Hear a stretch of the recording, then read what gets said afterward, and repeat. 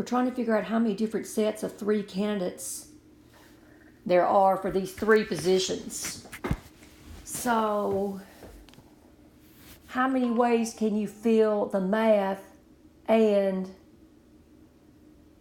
how many ways can you fill the computer science? So it's and, so that means multiplication. So this is going to be a combination of 7 choose 1 times a combination 10 choose 2. So that's 7 factorial over 1 factorial times 6 factorial times 10 factorial over 2 factorial, 8 factorial. So that's 7 times 6 factorial over 6 factorial. So that's going to be 7 times. Over here we've got 10 times 9 times 8 factorial over 2 times 8 factorial. And those cancel, and 2 are going to 10 5 times.